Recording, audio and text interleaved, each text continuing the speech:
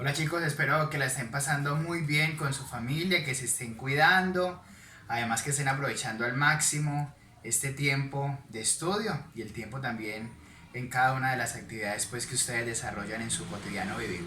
Bueno, seguimos con nuestro viaje por la filosofía y particularmente con nuestro gran filósofo, Aristóteles.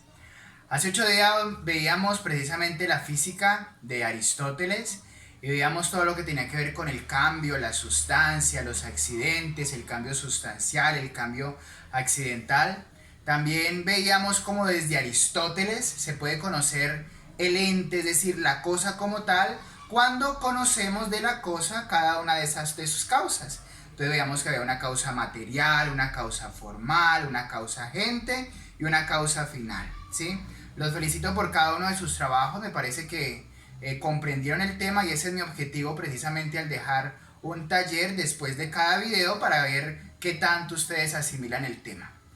Quiero pues decirles, ahorita vamos a ver un nuevo tema, la lógica aristotélica, que en un primer momento podría parecernos complicada, pero que si nos detenemos en el video y vamos mirando y vamos preguntando cada una de las dudas que se vienen a la cabeza, pues no va a ser para nada complicado. Ustedes son muy pilosos y yo sé que los van a captar este tema muy facilito. ¿Listo? Entonces, la lógica de Aristóteles. Uno de los grandes aportes de Aristóteles a la filosofía fue precisamente la lógica. Desde Aristóteles se empieza a hablar de la lógica como un tratado, como un pensamiento ya elaborado. Este no fue solamente el primer pensador que elaboró la lógica formal, sino que además por más de 2 milenios estos planteamientos lógicos de Aristóteles sirvieron para que se fuera desarrollando más este tratado. Pero entonces, a ciencias ciertas, ¿qué es la lógica? Precisamente vemos que la lógica formal es un tipo de lógica cuyo objetivo consiste en el examen de las formas o estructuras. Es decir, miren, ¿qué es lo que estudia la lógica? La lógica estudia el orden del pensamiento, el orden del razonamiento, el orden de la argumentación. Entonces, desde esa definición de lógica, la lógica formal entonces examina las formas o las estructuras de nuestro hablar. Independientemente de sus contenidos, debe aportar el razonamiento o la argumentación. Entonces vemos 3 elementos fundamentales para comprender la lógica de Aristóteles. Primero tenemos el razonamiento, segundo la proposición y tercero el término. ¿Qué es el razonamiento? Precisamente el razonamiento hace referencia a la conclusión que se da precisamente después de haber hecho todo un proceso de raciocinio. La proposición es precisamente un juicio, lo que se dice de algo. Por ejemplo, el perro es negro, eso es una proposición. O también se le llama en la lógica aristotélica una premisa. Y tercero, el término. El término es la unidad más pequeña del razonamiento o la proposición.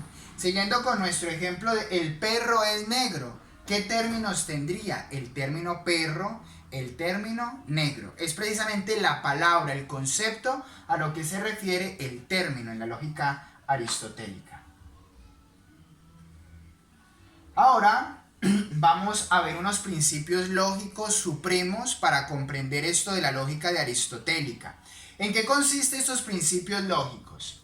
La ciencia, según Aristóteles, se deriva de principios que son necesarios y que no necesitan ser demostrados, porque son en sí mismos evidentes.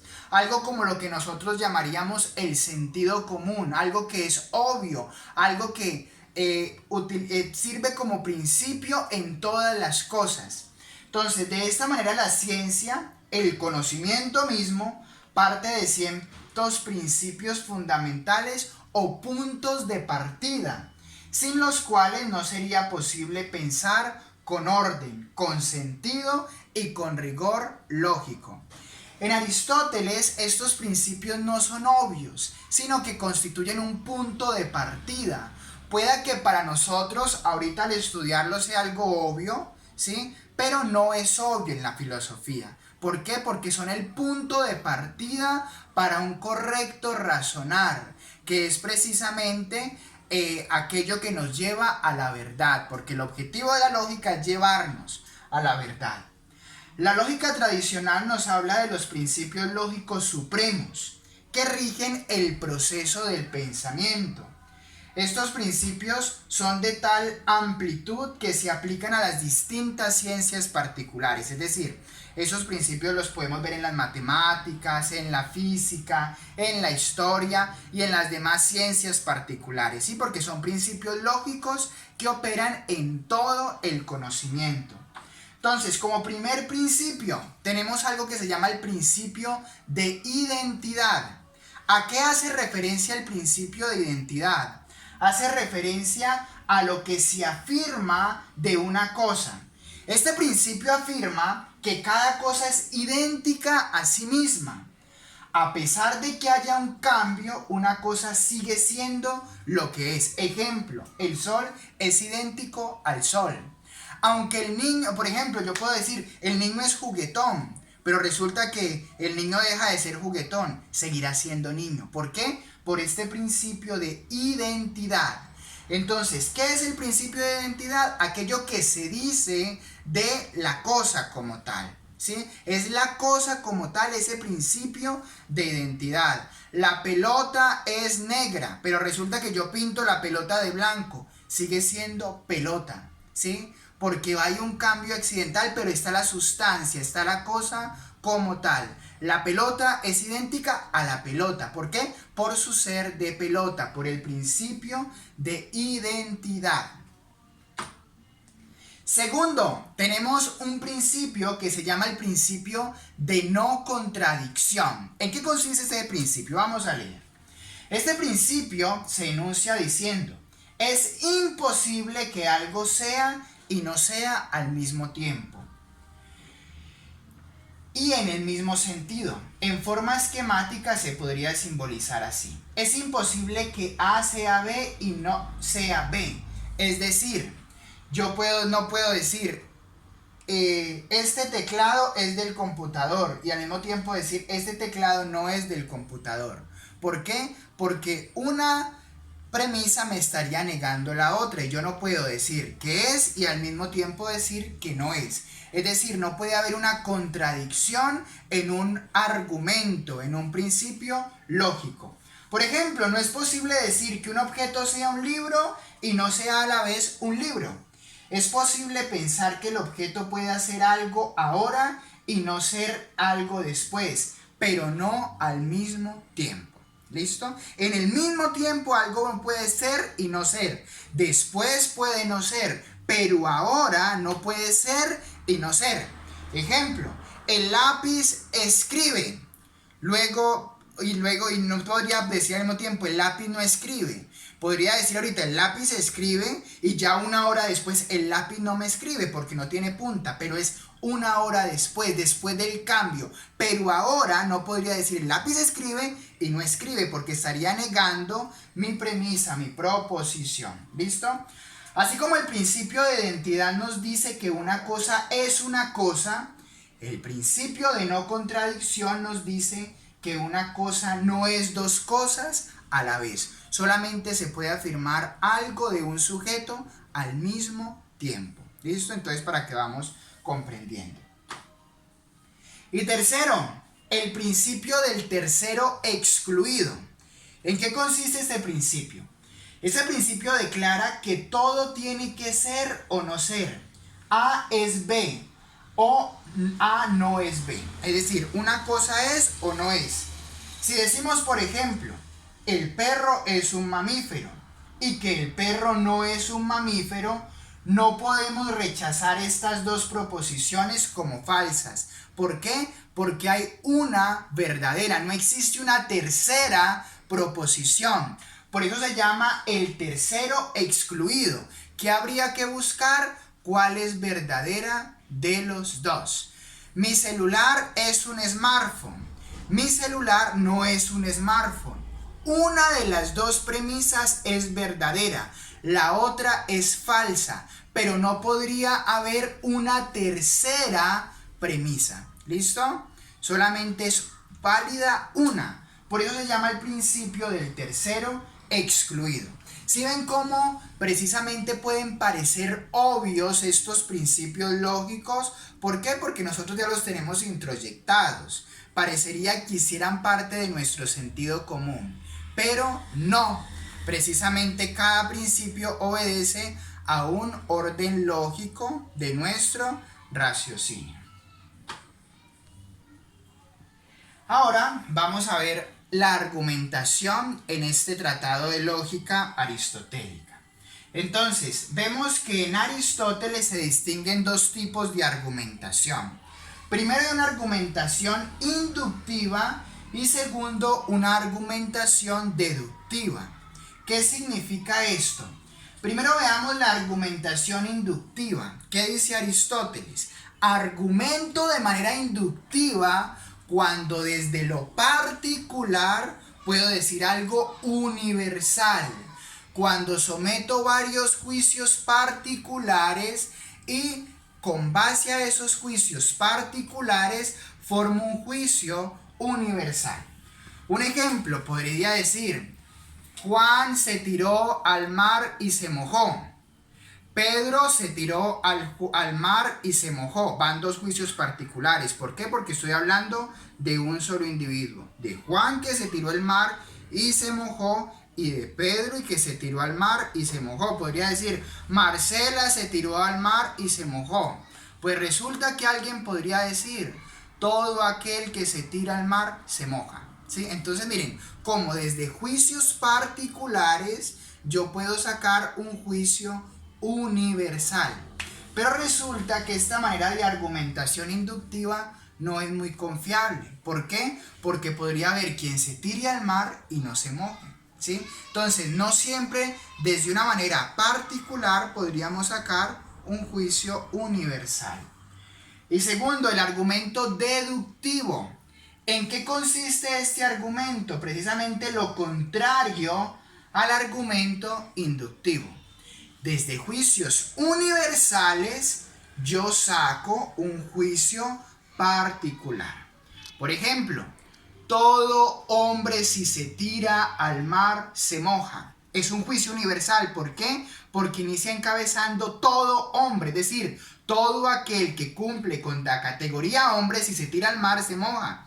Entonces, si yo soy hombre, al leer ese juicio, yo deductivamente puedo saber que si me tiro al mar, me mojo. ¿Sí? Entonces, la inducción va de lo particular, es decir, de lo mínimo a lo máximo. La argumentación deductiva da de lo máximo a lo mínimo, a lo particular.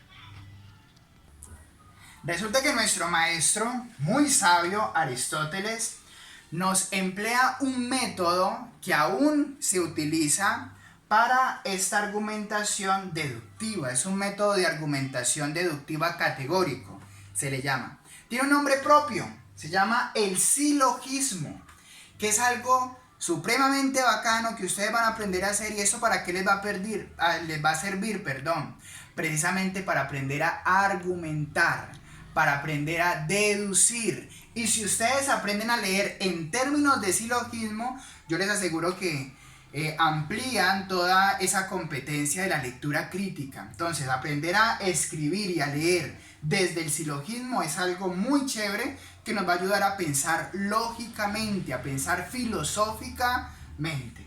Entonces, como la forma fundamental del conocimiento científico que permite de dos proposiciones conocidas deducir nuevos y distintos juicios. Es lo que dice Aristóteles cuando le preguntan qué es el silogismo, ¿sí? Entonces Aristóteles dice, con base a dos premisas, a dos proposiciones, recuerdan que les expliqué hace unos minutos qué es una premisa o proposición, lo que se dice de la cosa, lo que se dice de algo. El perro es negro, la pelota es blanca, la pared es rosada. Son premisas o proposiciones. Entonces yo junto dos premisas que tienen que ver entre sí. De esas dos premisas voy a sacar una conclusión. ¿Y esa conclusión qué va a ser? Un juicio nuevo y distinto. Así, el silogismo es un argumento en el que dos juicios, las llamadas premisas, se obtienen por intermedio del concepto común contenido en ambas premisas. Un nuevo juicio, deducción o conclusión. Puede que nos suene un poquito raro esta definición, pero ahorita ya vamos a aprender a ver qué es un silogismo y ahí vamos a captar lo que significa este método empleado por nuestro filósofo. El silogismo es la manera de estructurar un juicio válido según la lógica aristotélica. Me gustaría que se quedaran con esta definición, que es algo más sencilla y por eso intenté resumirlo aquí. El silogismo es la manera de estructurar un juicio válido según la lógica aristotélica. Vamos a ver ahorita qué necesita un silogismo para que sea un silogismo en la lógica aristotélica. ¿Listo? Elementos del silogismo. Entonces, ¿qué elementos tiene un silogismo? Primero tiene tres premisas, ¿sí? Y segundo tiene tres términos. Entonces, ¿qué es una premisa? Una premisa es lo que se dice de algo. ¿Qué es un término? Una palabra que está dentro de la premisa. Ejemplo de premisa nuevamente. La camiseta es amarilla. Es una premisa. Términos en esa premisa de la camiseta es amarilla. Camiseta y amarilla. Y vemos dos términos. ¿Listo? Pero entonces en un silogismo tienen que haber tres premisas. Una premisa se le llama la premisa mayor. ¿Por qué? Porque es más envolvente. Porque es más universal. Segundo, una premisa menor porque es más particular. Es decir, aterriza un poco más la premisa mayor. Y la tercera premisa es la conclusión o la deducción. Es la premisa que se saca después de observar lógicamente las dos premisas anteriores. Y tres términos. Según el silogismo aristotélico hay un término mayor, un término menor y un término medio. El término mayor generalmente nosotros lo vemos como lo más envolvente. El término menor está por lo regular en la segunda premisa menor y el término medio se repite entre la premisa mayor y la premisa menor. Vamos a ver esto con un ejemplo que nos va a ayudar muchísimo. ¿Listo? Un ejemplo de silogismo. Este silogismo. Aquí vemos tres premisas. Todos los hombres son mortales. ¿Por qué todos los hombres son mortales? Pues porque todos morimos. Segundo, Pedro es hombre. Conclusión, Pedro es mortal. ¿Y por qué es mortal? Porque Pedro es hombre. ¿Sí ven? Cómo se saca deductivamente de dos premisas una conclusión y es la manera de razonar del silogismo. Entonces, ¿cuál es la premisa mayor aquí? Todos los hombres son mortales. ¿Por qué sé que es la premisa mayor? Porque es la premisa más amplia. No puede ser Pedro es hombre porque es una premisa particular. ¿Cuál es la premisa menor? Pedro es hombre. ¿Por qué? Porque hace referencia a algo particular. ¿Y cuál es la conclusión? Pedro es mortal. Miren cómo en este silogismo podemos ver las tres premisas.